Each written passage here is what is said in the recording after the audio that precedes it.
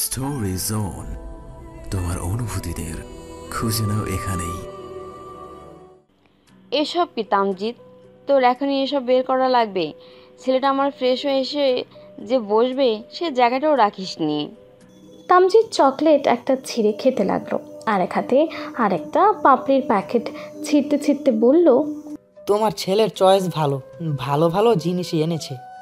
সেটা আপনাকে বলতে হবে না। এই যে কয়েকটা মুখে পড়েছেন, এখনই এসব নিয়ে বিদায় হন। ছেলেটা আমার ক্লান্ত, ও এসে একটু রেস্ট। মিসেস ওয়াশির বিছানা গোছাতে লাগলেন। তাসদিদ গোসল শেষে শুধু ট্রাউজার পরে খালি গায়ে রুমে ঢুকলো। মাথায় তোয়ালে চালিয়ে বসে গেল টেবিলে। মায়েরানা খাবার খেতে খেতে বলল, বাবা কোথায় মা? কলেজে? হুম। তোমার শুটকির ব্যাগটা পেয়েছো? ওটা আমি আলাদা এনেছিলাম। মিসেস ওয়াশির বিছানা গুছিয়ে ছেলের কাছে আসলেন। তাসদিদের মাথা ঠিকঠাক মুছতে মুছতে বললেন, হ্যাঁ পেয়েছি, তুই বল কেমন কাটলো 3 দিন? ভালোই কেটেছে, but I missed you. Mrs ওয়াশিরকে যাত্রা বর্ণন শোনাতে লাগলো তাসদিদ। তামজিৎ মা ভাইয়ের কথোপকথনে মনোযোগী হলো না। ব্যাগের বোতল রাখার জায়গাটায় হাত ঢুকিয়ে একটা বোতল খুঁজে পেল। ভেতরে শ্যাওলা সদৃশ কিছু দেখা যায়। তামজিৎ বোতল পরখ করে বলল, কি রে ভাইয়া, শুনেছি তুই নাকি নিজেই ব্রিলিয়েন্ট। এখন তোরও কারো পা ধোয়া পানি লাগে নাকি? খাওয়া থামিয়ে ভাইয়ের দিকে তাকালো তাসদিদ। হিসেব করে দেখলো সত্যি বোতলের পানিটা কারো পা ধোয়া পানি। কথা না বাড়িয়ে বলল, তুই ঠিক কি খুঁজছিস আমার ব্যাগে? তোর ফোন, ছবি দেখা। তাসদিদ টেবিল থেকে ফোনটা ছুঁড়ে মারে তামজিদের দিকে। তারপর খাওয়ায় মনোযোগী হয়। মিসেস ওয়াশির ভেজা তাওয়ালে নিয়ে বেরিয়ে যাচ্ছিলেন। এর মাঝেই তামজিদ ফোনের দিকে তাকিয়ে চেঁচিয়ে বলে ওঠে, ও মা, দেখো তোমার বৌমা। বেলা 11টার ঝলমল রোদ সুইমিং পুলের নীল পানিতে পড়ে ওর চোখে প্রতিফলিত হচ্ছে। টাইল সকৃত কিনারায় ডান হাতে মাথা ঠেকিয়ে উপর হয়ে শুয়ে আছে তাথই। ফলকহীন চোখে সেই রোদ দেখছে, আর বাঁ হাতের আঙুলে পানির উপরিভাগে আঁকিবুকি করছেও। মাঝে মাঝে ঘাসের মাঝখান থেকে ছোট্ট ছোট্ট বুনোফুল পানিতে ভাসিয়ে দিচ্ছে। দুদিন ও বুনোর থেকে বেরোয়নিও। বাবা ভাইকে এড়িয়ে বুঝোকে নিয়ে আনমনে বসে থেকেছে কেবল। কল্পনায় বেঁচে থাকাকে প্রাধান্য দিয়েছে। তাথইয়ের মনে হলো এই নীল পানির উচিত ওকে সমুদ্রকে মনে করানো, এই রোদের উচিত দুদিন আগে সেই সূর্যোদয়কে মনে করানো, এই ভাসমান ফুলগুলোর উচিত সেই সোনালো ফুলের কথা মনে করানো, এই প্রতিফলনের উচিত সেই ঝুলতে থাকা আয়নাগুলোকে মনে করানো।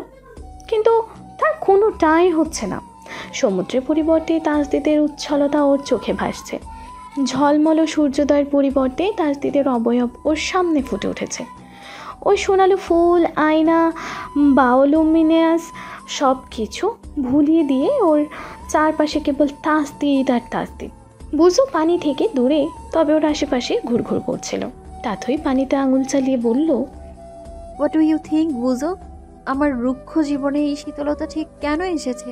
আমাকে ডুবাতে নাকি ভাসাতে? বুঝো জবাব দেয় না। ও ঘাস শুকছে আর ছোটাছুটি করছে। তাথু এবার ঘাসের মাঝে চিত হয়ে শুয়ে পড়ল। প্রকট রোদের দিকে তাকিয়ে হাতে আড়াল করল রোদ। আঙুলের ফাঁক ফোকরে রোদ মুখে মেখে বলল, আচ্ছা বুঝো, এই রোদ এত সুন্দর কেন? এই সুন্দর রোদ কি আমায় ঝলমলে করে তুলতে এসেছে নাকি ঝলসাতে এসেছে? বুঝো এবারেও জবাব দেয় না। তাথই পাশ ফিরল। কানে মুখে ঘাসের ডগা লেগে শিরশির করে ওঠে ওর। দুহাত কানের নিচে নিয়ে কাঁধ হয়ে শুয়ে পড়ল তাথই। বলল, এই যে ঘাসেরা আমার শিহরণের কারণ, ওরা কি কখনো আমাকে আঘাত করবে বুঝো? বুঝো এবারে এগিয়ে আসলো তাথইয়ের কাছে। তারপর নিজেও ঘাসের মধ্যে ঘোরাঘুরি দিতে লাগলো। তাথই মৃদু হাসলো। এর মাঝে আওয়াজ আসলো, কি হয়েছে তোমার মনি? এই হানে কেন তুমি? তাথই ঘাড় ঘুরিয়ে পাশে তাকালো। দারোয়ান দেলোয়ার হোসেন একটা গাছসহ টব আর শাবল হাতে অদ্ভুতভাবে তাকিয়ে আছেন ওর দিকে। তাথই উঠে হাঁটু জড়িয়ে বসলো। সুইমিং পুলের পানির দিকে তাকিয়ে একদণ্ড চুপ থেকে বলল, কখনো প্রেমে পড়েছো চাচা? দেলোয়ার হোসেন শব্দ করে হেসে ফেললেন। হাতের টপটা নিয়ে রাস্তার একপাশে রেখে বললেন, আমাগো সময়ে কি প্রেম করার চল ছিল নাকি মনি? বাপু বগলে কইরা নিয়া গেল বিয়া করাইতে, ব্যাস বিয়া কইরা ফেললাম তোমার চাচিরে। প্রেম করি নাই। তয় বিয়ার পর অনেক ভালোবাসি তোমার চাচির, এখনো বাসি। কি করে বুঝলে ভালোবাসা? তাথই পুতুলের মতো পাশ ফিরে শুধায়। দেলোয়ার হোসেন শাবল দিয়ে মাটি ঘুরতে ঘুরতে বললেন, তোমার চাচি তো ছোট মানুষ আসিল, বুঝতো সুস্থ কম। আমার মা বাপুর লগে থাকতো গ্রামে আর আমি শহরে। একবার গ্রামে ফেরার সম তোমার চাচির লাগি এক মুঠো চুরি আর চুলের ফিতা কিনছিলাম। ও এসে কি খুশি জানো মনি, ওর খুশি দেখা আমার তখন মনে হইল ওরে খুশি দেখলে আমার খুব শান্তি লাগে। তারপর থাইকা আমি সব সময় চেষ্টা করি ওরে একটু খুশি রাখার। তোমার চাচি খুব অল্প জিনিসেই খুশি হয়ে যায়। এই যে ওরে খুশি দেখলে আমার শান্তি লাগে, আমার কাছে এইটাই ভালোবাসা। ভালো না বাসলে অন্য আরেকটা আত্মার খুশিতে আমার আত্মায় এতে শান্তি কেমনে আসে কও তো? এইটা ভালোবাসা না তো কি? দেলোয়ার হোসেন নিজের কাজে ব্যস্ত রইলেন। তাথই আস্তে ধীরে উঠে দাঁড়ায়, মৃদুমন্দ পায়ে নিজের ঘরে চলে আসে। হাজতে ওর জীবনের একমাত্র প্রাধান্য ছিল পড়াশোনা। সে পড়াশোনাতেও ওর প্রয়োজনের অতিরিক্ত কিচ্ছু ভাবেনি, অথচ হাজর ভাবনা জুড়ে তাসদিদ। আর সে ভাবনাদের একটাই মন্তব্য, তাসদিদ ওর শান্তি, তাসদিদ ওর ভালোবাসা। বুঝো করিডোর দিয়ে হেলতে দুলতে তাথইয়ের রুমের দিকে এগোচ্ছিল।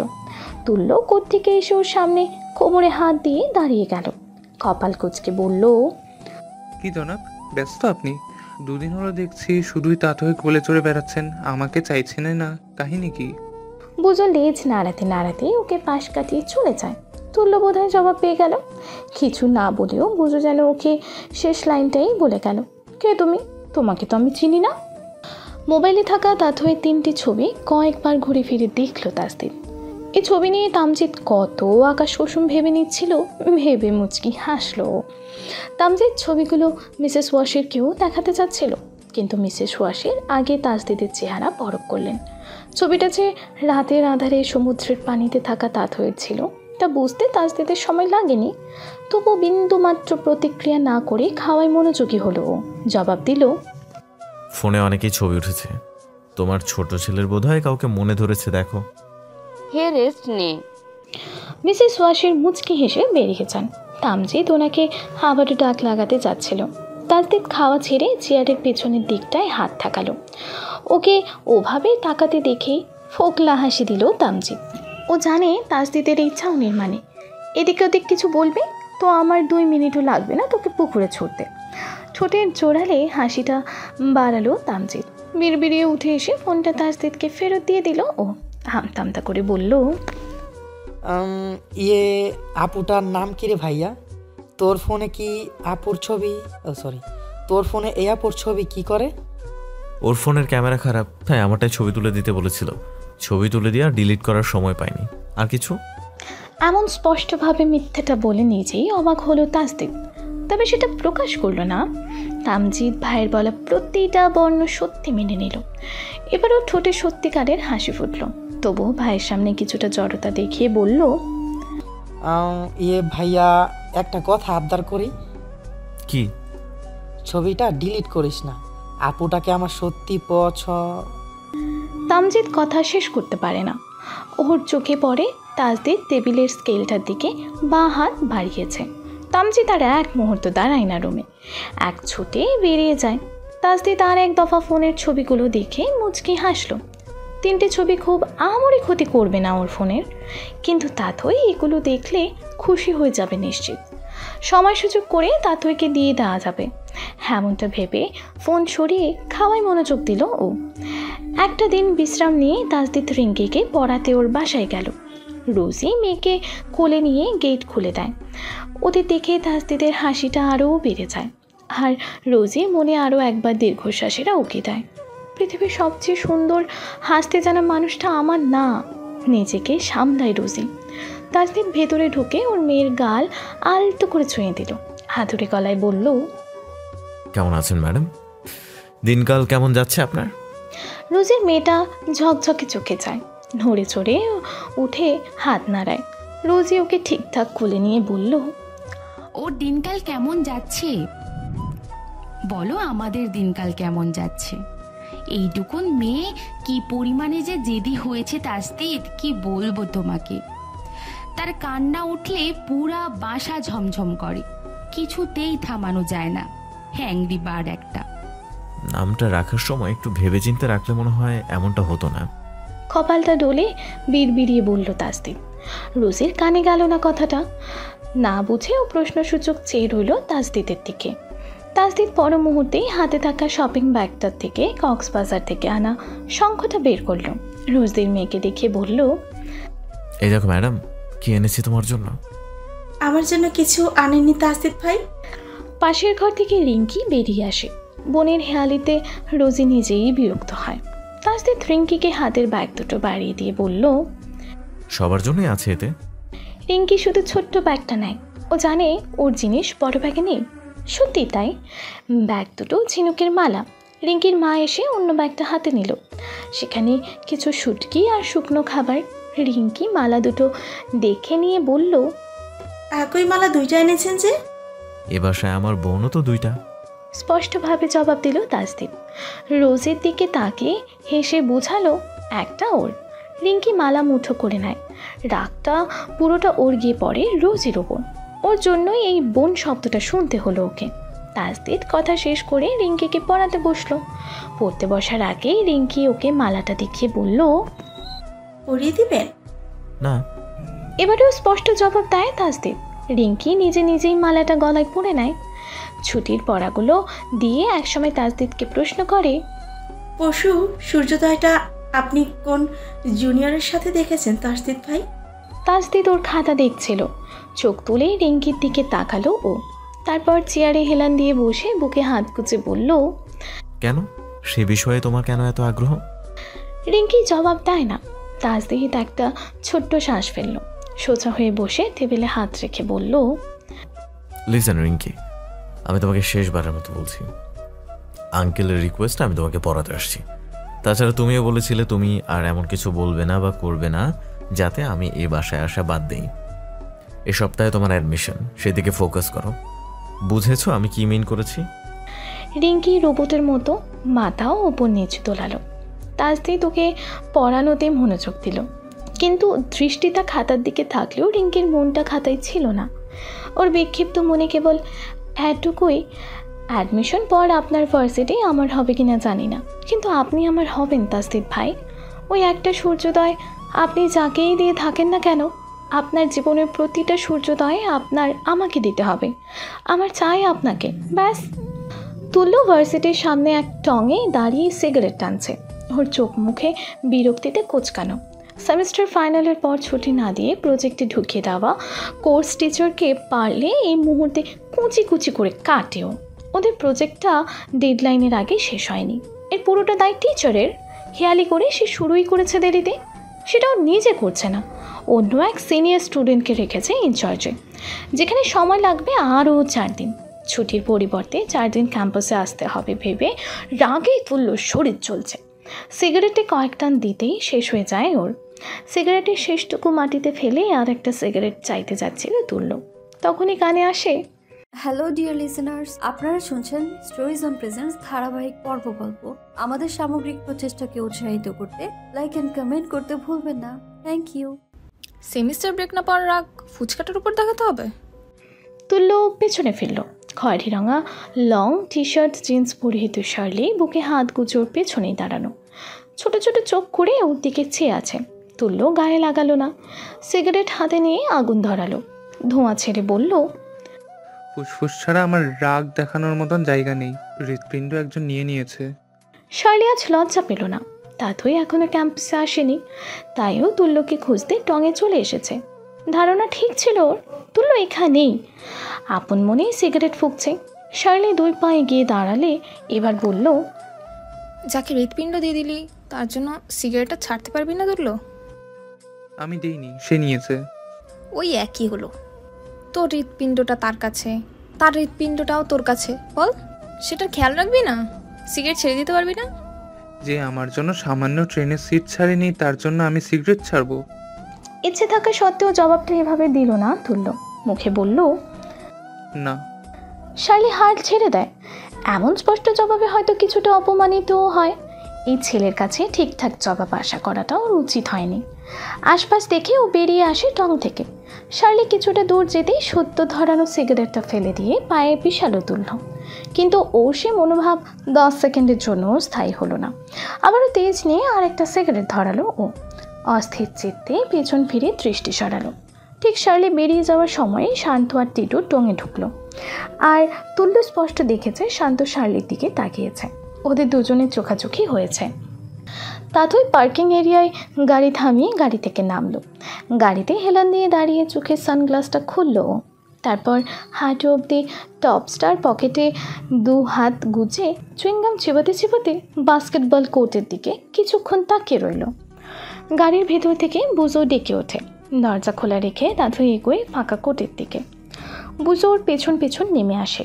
বেলা 12টার রোদে দাঁড়িয়ে তাতই ওপরের বাস্কেটটা দেখতে থাকে। তারপর একপাশে রাখা বলগুলো থেকে একটা হাতে নেয়। ঘুরে ঘুরে দেখতে থাকে বলটা। আফিফ ওখান দিয়েই পাশ কাটাচ্ছিল। তাতইকে বল হাতে নিতে দেখে কোর্টে ঢুকেও টিপ্পনি কেটে বলে, বাস্কেটবল মেয়েদের জন্য না, দে বল দে। তাতই জবাব না দিয়ে আঙুলে বল ঘোরালো। পর মুহূর্তেই আফিফের মাথা বরাবর বলটা মারল। বলটা আফিফের মাথায় ড্রপ দিয়ে সোজা গিয়ে বাস্কেটে পড়ে। তখনই ওখানে আসে শার্লি। ঘটনা দেখে শব্দ করে হেসে দেয় ও। হকচকে যায় আফিফ। বুঝো তাতইয়ের বসে ছিল। বল বাস্কেট হতে 2 বার আওয়াজ করে ও। আফিফ মাথায় হাত দিয়ে পেছনে ফিরে টের পায় কী ঘটেছে। তাতই 2 পা এগুলো ওর দিকে। চোখে মুখে তীব্র অহম নিয়ে বলল, তুই এখনো চিনিস নি আমাকে আফিফ। তাতই আলফেজের যাতে ইন্টারেস্ট জুড়ে যায় তার জন্য ও সব পারে। আফিফ চোখ মুখ শক্ত করে দাঁড়িয়ে রইল। শার্লি এগিয়ে আসলো ওদের দিকে। তাতইকে বলল, সিয়ার সবাইকে ল্যাবে ডাকছে, চল। তাতই একটা চাউনি রেখে চলে যায়। ও চলে গেলে রাগে হাত মুষ্টিবদ্ধ হয়ে আসে আফিফের। রাগের বসে মনে মনে দৃঢ় প্রতিজ্ঞা করে বসে ও, তাহলে একদিন তোর ওই ইন্টারেস্টের জিনিসটাতেই আমি কালি লেপে দেবো তাতই আলফেজ, তৈরি থাকিস। শার্লি তাতই ল্যাবে ঢুকলো। তাতই ভেতরে চোখ বুলিয়ে বুঝলো তাসদিদ এখনও আসেনি। আলো এগিয়ে এসে ওকে একটা খাতা দেখিয়ে বলল, দেখো তো তাতই, এখানকার কোনো রিঅ্যাক্ট্যান্ট ভুল আছে কি না, আমার কিছুতেই মডিফিকেশন হচ্ছে না। শার্লি চোখ উল্টে গিয়ে ওদের গ্রুপের টেবিলে সামনে দাঁড়ালো। এই পড়াশোনা ওর কর্ম না। তাতই মনোযোগ দিয়ে দেখলো আলোর খাতাটা। তুল্য সেই সময় ভেতরে ঢোকে। আলো তাতইকে পাশ কাটানোর সময় আলোর খাতায় চোখ যায় ওর। সোজা চোখ পড়ে ভুলটায়। তুল্য ওদের পাশ কাটাতে কাটাতে বলল, লাস্ট রিয়াকশনে ইনচার্জ পটাশিয়াম ইউজ করতে বলেছিল, বইয়ে সোডিয়াম দিয়ে করা। আপনিও ম্যাডাম সোডিয়াম লিখেছেন। জবাব শুনে আলোকে খাতাটা ফেরত দেয় তাতই। আলো খাতা নিয়ে নিজের টেবিলে চলে আসে। তুল্যর এই ছোট ছোট জবাব ডাক আশেপাশে থাকতে ওর মন যেন প্রজাপতির মতো ছোটাছুটি শুরু করে দেয়। ও অনেক চেষ্টা করেছে নিজেকে স্বাভাবিক করার, কিন্তু পারেনি, পারছে না। শার্লি দাঁতের নখ কাটতে কাটতে তাতইকে বলল, তোরা 3টা কোন ভাষা পড়াশোনা করিস রে তাতই? আমার কিছুই বুঝে আসে না কেন বলতো? তাতই জবাব দিল না, নিজের খাতা বের করতে ব্যস্ত ছিল। শার্লি বলল, এবারও আলোর পরীক্ষা বেশ ভালো গেছে, পারবি ওকে টপকাতে? আলো কোনো কালেই আমার কম্পিটিটর ছিল না, বরং ওই সেই একমাত্র মেয়ে যার জন্য আমি কম্প্রোমাইজ করতে পারি। তাতই তেমনি ব্যস্ত থেকে জবাব দিল। টেবিলে থাকা যন্ত্রটায় হাত দিয়েছ। শার্লির আগ্রহ বাড়ল। উঁচু টেবিলে কোনোই থেকে হেলান দিয়ে দাঁড়ালো ও। বলল, ও আচ্ছা, তার মানে তোর কাছে ওর পাত্তা আমার চেয়েও বেশি, তাই তো? সেটা বলিনি, তবে আমার কাছে ওর পাত্তা আমার চেয়ে বেশি। শার্লি কথা বাড়ায় না। এর মাঝেই তাসদিদ ল্যাবে ঢোকে। 6 দিনের ল্যাব 4 দিনে শেষ করাতে ম্যাডাম বেশ তাড়া দিয়েছে ওকে। নিজের দোষে ম্যাডাম নিজেও বিপাকে পড়েছেন। পুরো একটা ব্যাচকেও টানাপোড়ানে ফেলেছেন। বেচারার ছুটিটাও যেন শান্তিতে উপভোগ করতে পারছে না কেউ। তাসদিদ উচ্চস্বরে বলল, এক্সকিউজ মি এভরিওয়ান, যেহেতু এখন আপনাদের ছুটির সময়, আমি প্রজেক্টটাকে দ্রুত শেষ করতে চাইছি। এখানকার রিয়াকশন সবগুলো ট্রায়াল দেওয়ার সময় আমি পাইনি, যেহেতু আমাদের মডিফিকেশনের দরকার। সো সবাই একটু কোঅপারেট করুন। নেক্সট 2 দিন আপনাদের টাস্ক একটু বেশি থাকবে। আমরা 3 দিনে প্রজেক্টটা শেষ করবো, ওকে? ইনশাল্লাহ। এতক্ষণে তুল্যর রাগ কিছুটা কমে আসে। সবাই কাজে লেগে পড়ে নিজেদের মতো। তাতই কিছুটা সময় নিয়ে তাসদিদকে দেখল। মাস্ক পরিহিত মানবের আজ প্রচুর ব্যস্ততা। হাতে হাতে সবাইকে এটা ওটা দেখিয়ে দিচ্ছে তাসদিদ। এই টেবিল ও টেবিল ছুটছে সে। ইন্ডেক্স চেক করলো তাথই, সেখানে কিছু অতিরিক্ত সংযোজন আছে।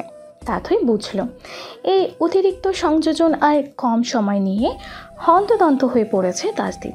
মুচকি হেসে নিজের মতো করে পরীক্ষণ বিক্রিয়া শুরু করে দিল তাথই। যে তাথই কখনো সিলেবাসের বাইরে কিছু পড়েনি, সেই তাথই ইন্ডেক্সের অতিরিক্ত সংযোজন সমাধাতে লেগে পড়েছে। সবার মতো একটানা পরীক্ষণ না করেই হিসেব করে বেছে বেছে বিক্রিয়া করতে থাকে ও। বাকি তিনটে দল যখন একটা দুইটা পরীক্ষণ করতে ব্যস্ত, তাথই সে সময় 4টে শেষ করে। শার্লি কেবল লেখার দায়িত্বে ছিল। চতুর্থ পরীক্ষণে কাঙ্ক্ষিত ফলাফল পেয়ে তাথই শার্লির থেকে কাগজটা হাতে নেয়। তাসদিদ তখন অন্য আরেকটা দলের টেবিলে ছিল। তাথই কাগজটা সে টেবিলে রেখে বলল, এই প্রসিডিওরে করলে ইজি হবে, নতুন করে সিকোয়েন্স খুঁজতে আকাশ পাতাল এক করতে হবে না। তাসদিদ অবাক হলো। মনোযোগ দিয়ে কাগজটা পড়ল ও। লেখায় কোনো রকম ভুল খুঁজে পেল না। তাথইর দিকে তাকিয়ে দেখে ও নিজের টেবিলে গিয়ে আবারও নিজের কাজে মন দিয়েছে। তাসদিদ হাতের কাগজটার দিকে তাকিয়ে রইল এক দৃষ্টিতে। তাথইর এই সিকোয়েন্সিং যদি ব্যবহারিকভাবেও ঠিক হয়, তবে ওর এই ল্যাবে ইনচার্জ হিসেবে আসা সার্থক। তাথইর সিকোয়েন্সিং এখানকার কাজের সাথে ওর কাজটাও হয়তো অনেক সহজভাবে মেলাতে চলেছে। ওর প্রচেষ্টা হয়তো আরেক ধাপ এগোতে চলেছে। সর্বোপরি প্রাণ রসায়ন হয়তো পৃথিবীকে আরও চমৎকার কিছু উপহার দিতে চলেছে। ক্যাম্পাসে বসন্তের ছোঁয়া লেগেছে। ফুল রঙে মেতে উঠেছে যুবক যুবতীরা। বাসন্তী শাড়ি পাঞ্জাবি পড়ুয়া জুটি আর পলাশ আজ ক্যাম্পাসের শোভাবর্ধক। নিউজ ফিড ভর্তি এইসব পোস্ট দেখে ফোনটা পাশে ছুঁড়ে মারল তুলল। খালি গায়ে বিছানায় উপর হয়ে শুয়েছিল। এর মাঝে দুবার বুজোর আওয়াজ কানে আসে তুল্লর। ঘাড় ঘুরিয়ে দেখে বুজো এতিমের মতো দরজায় বসে। তুল্ল উঠে বসলো। টি শার্ট গায়ে দিতে দিতে বলল, আজ সূর্য কোন দিক থেকে উঠেছে? তাথই আলফেজের প্যাট স্বয়ং বুঝো এসে আমার দোরগোড়ায় পদধূলি দিচ্ছে যে। বুজো আরও দুবার আওয়াজ করলো। তুল্ল বিছানা থেকে নেমে এসে টেবিল থেকে জুসের বোতল হাতে নিল। দু চুমুক দিয়ে বুজোর সামনে হাঁটু গেড়ে বসে বলল, হোয়াট? তোর উতলানো ভালোবাসায় শিখতো তোর সৎবোন তোকে খেতে দেয়নি? বুজো জিভ দিয়ে নিজের সামনের পা ভেজাতে লাগলো। দরজা খোলার আওয়াজ শুনে তুল্ল রুমের বাইরে উঁকি দিল। তাতে যা দেখলো, মুখ আপনা আপনি হাঁ হয়ে গেল ওর। পাশের রুমের দরজা থেকে বুজোকে ডেকেছে তাথই। বুজো তৎক্ষণাৎ ছুটে গেল। তাথই ওকে ঘরে নিয়ে গিয়ে খেতে দিল।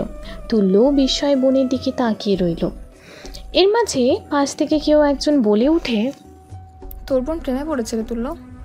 সেটা আমার চেয়ে ভালো আর কে জানে বল। তুল্য সচেতন মন নিজে নিজেই বলল। দরজার পাশে তাকালো। শার্লি বুকে হাত গুজে করিডোরে দাঁড়ানো, হলুদ কামিজ আর সাদা ধুতি ওর পরনে। তুল্য বুঝলো শার্লি তাথইকে নিতে এসেছে। ওকে চুপ দেখে শার্লি আবারও বলল, ক্যাম্পাসে যাবি না? না, এইসব রংঢং ভালো লাগে না আমার। শার্লি আজও হতাশ। প্রেমে পড়ে তাথইয়ের মতো মেয়েও আজ ক্যাম্পাসে যেতে রাজি হয়েছে।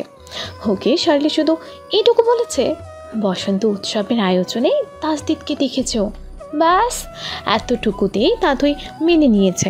আজ ক্যাম্পাসে গেলে তাসদিদের সাথে দেখা হবে ওর। দুজনে মিলে একসাথে ভার্সিটি যাবে, এই জন্য অম্বু নিয়ে আসতে বলেছে ওকে। অথচ তুল্য ওকে দেখেও তার কোনো ভাবান্তর নেই। তাহলে কি তুল্যর মনে ওর জন্য কিছুই নেই? পাশ কাটাচ্ছিল শার্লি, কিন্তু তুল্য পিছন থেকে ওর কবজি চেপে ধরল। শার্লি কিছু বলার আগেই বলল, তোর রংঢংও আমার ভালো লাগে না শার্লি। তোর ভালোবাসাকে আমি কেন পাত্তা দেব? হাত মুচড়িয়ে ছাড়ানোর চেষ্টা করলো শার্লি। তুল্য ওর হাত ছেড়ে দিল। শার্লি বেশ কড়া গলায় বলল, বল, আমি কেন তোর ভালো লাগা না লাগাকে পাত্তা দেব? তুই আমার কে? আমি তোর কি হলে আমার ভালো লাগা না লাগা তোর কাছে সবচেয়ে বেশি গুরুত্বপূর্ণ হবে? তোদের সবচেয়ে গুরুত্বপূর্ণ টপিকের উপর আলোচনা শেষ হলে নিচে আয় শার্লি, আমি গাড়ি বের করছি। এটুকু বলে দিয়ে তাথই নিচে চলে গেল। শার্লি চমকে ওঠে ওর গলা শুনে। এক পলক তুল্যর দিকে তাকিয়ে দেখে ও আটকে আছে। শার্লি দৌড় লাগায় তাথইয়ের পিছু পিছু। অম্বুনিরের বাইরে এসে দেখে তাথই গাড়ি বের করেছে। ড্রাইভিং সিটে বসে চোরের মতো আঁকুপাকু করতে লাগলো শার্লি। তাথইয়ের বলে আসা কথাটার মানে স্পষ্ট ওর আর তুল্যর বিষয়ে কিছু আন্দাজ করেছে ও। কিন্তু আদৌ কি কিছু আছে ওদের? দরজা খুলে ফ্রন্ট সিটে বসে গেল শার্লি। তাথই বেশ স্বাভাবিক গলায় বলল, দুজন দুজনকে পছন্দ করিস, তাহলে কথাটা বলে দিচ্ছিস না কেন? সমস্যাটা কোথায়? শার্লি আবারও চমকায়। তাথই নিমিলিত চোখে চাইল ওর দিকে। এ কদিনে ঘটে যাওয়া তুল্য শার্লির মুহূর্তগুলো ওর চোখে এড়ায়নি। শার্লির কপালের টিপ থেকে শুরু করে ট্যুরের সময় স্টেশনে দুজনের ইশারার আলাপ, ঘোরাঘুরির সময়ের একে অপরের আর চাউনি, ট্রেনের সিটে বসা নিয়ে কাহিনী সবই খেয়াল করেছে তাথই। ওরা যে পরস্পর দুর্বল হয়ে পড়েছে সেটাও ধরতে পেরেছে। ভাইয়ের স্বভাব ভালো মতোই জানে তাথই, তাই শার্লিকেই বলেছে অম্বু নিয়ে আসতে। তাথই নমনীয় স্বরে বলল, এমন মাথা মোটাকে চুজ করেছিস, জীবনেও স্বীকার করবে না ওর তোকে পছন্দ। শার্লি তখনও নিশ্চুপ। বিস্ময় ঘোর দুটোই ওর মুখকে তালাবদ্ধ করে দিয়েছে যেন। তাথই মুচকি হেসে গাড়ি স্টার্ট দিল। ড্রাইভিংয়ে মনোযোগ রেখে বলল, ওকে ফাইন, যতদিন তোরা নিজেরা নিজেদের ভালো লাগার কথা বলতে না পারছিস ততদিন আমি তোদের বিষয়ে কিচ্ছু জানি না, স্বাভাবিক হ। শার্লি চেষ্টা করলো স্বাভাবিক হওয়ার, পারল না। লজ্জায় অস্বস্তিতে কুঁকড়ে যাচ্ছে আরও। তাথই এক পলক ওকে দেখে নিয়ে বলল, তুল্য তোকে পছন্দ করে, এটা জেনেও তুই নিজের মনের কথা ওকে বলতে পারছিস না। আমার পরিস্থিতিটা ভাব তাহলে, কোন অকুল পাথারে ডুব দিলাম কে জানে। তাথই আনমনা হয়ে যায়। শার্লির মুখ থেকে আর এক বর্ণ বেরোলো না। নীরবতাতেই দুজনে মিলে ক্যাম্পাসে পৌঁছালো। হাজারো রঙিন চেহারার ভিড়ে তাথই খুঁজতে শুরু করে দিল সেই কাঙ্ক্ষিত হাসি মুখ। প্রাণ রসায়নের দেয়ালে দেয়ালে বসন্তের সজ্জা। তাজদিদ বাঁ কাঁধের রং ঝাড়তে ঝাড়তে তিনতলার ওয়াশরুম থেকে বের হচ্ছিল। ক্লাসের সবগুলো ছেলে মিলে রং মাখিয়েছে ওকে আজ। চোখে মুখে কোনো অংশে বাদ নেই আবির লাগানো। একটু সুযোগ পেয়ে ও চলে এসেছে তিনতলায়। আপাতত এখানে নেই কেউই, সবাই নিচে আবির খেলছে আর স্টেজ শোয়ের মজা নিচ্ছে। বিভাগীয় ভবনের সামনে সাংস্কৃতিক অনুষ্ঠানের জন্য স্টেজ করা হয়েছে। সেখান থেকে গান ভেসে আসছে, চাতক প্রায় নিশি চেয়ে আছে কালো শশী, চাতক প্রায় নিশি চেয়ে আছে কালো শশী। ওয়াশরুমের বাইরে এসে চোখ তুলে সামনে তাকাতেই পা থেমে যায় তাজদিদের। করিডোরের শেষ প্রান্তে তাথই দাঁড়ানো। পরনে হলুদ রঙের আনারকলি, সাদা চুড়িদার, বাঁ কাঁধের ওপর পাতলা সাদা ওড়না, পায়ে উঁচু হিল। চেহারায় এক বিন্দু সাজসজ্জা নেই, এমনকি কোমর অবধি ছাড়া চুলগুলোতেও আলাদা কোনো স্টাইল করা নেই। আধ ভেজা চুলগুলো কিছুটা বাঁ দিকে সিধে করে অনর্থকভাবে ছেড়ে দেওয়া। তাথই এক দৃষ্টিতে তাজদিদকেই দেখছিল। হলুদ পাঞ্জাবি, সাদা পায়জামা পরা মানবের চেহারা জুড়ে কয়েক রঙের আবির। পাঞ্জাবির হাতা কোনোই অবধি গোটানো, এলোমেলো চুল। তাজদিদ মৃদু হাসল, এক পা দুপা করেও এগোতে থাকে তাথইয়ের দিকে। কিন্তু তাথই স্থির রয়। ওর অনুভব হয় তাজদিদের গায়ে লেগে থাকা এই সব রং ওকেও রাঙিয়েছে, ওকেও ছুঁয়েছে। কানে বাজতে থাকা লাইনটার সাথে ওর মনও বলে ওঠে, আমি হব বলে চরণ দাসী, আমি হব বলে চরণ দাসী। তাজদিদ এগোতে এগোতে করিডোরের টেবিলে থাকা প্লেট থেকে ডান হাতের মুঠো ভরে আবির নেয়। ওকে আবির নিতে দেখে গানের বাকি লাইনগুলো ভুলে যায় তাথই। তাজদিদ এসে ওর সামনে দাঁড়ায়। পশ্চিমমুখী ভবনের তিনতলার বারান্দায় তীর্যক রোদ পড়েছে। অবশ্য সম্পূর্ণ রোদ পড়েছে বললে ভুল হবে। দেয়ালের ষড়ভুজাকৃতির ফোকর দিয়ে রোদ পড়েছে বারান্দায়। সেই রোদ করিডোরে দাঁড়ানো দুই মানব মানবীকে ছুঁয়ে দিচ্ছে তীব্রভাবে, অথচ গানের কথা এগোই। মেঘের বিদ্যুৎ মেঘে যেমন লুকালে না পায় অন্বেষণ, মেঘের বিদ্যুৎ মেঘে যেমন লুকালে না পাই অন্বেষণ। আবির ভরা হাত তাথইয়ের সামনে তুলে ধরল তাসদিদ। মাথা নেড়ে ইশারায় অনুমতি চাইল আবির লাগানোর জন্য। তাথই মুখে জবাব দিল না। ওর আর তাসদিদের মাঝে হাত ধুয়ে দূরত্ব ছিল। স্টোরি জোন, তোমার অনুভূতিদের খুঁজে নাও এখানেই।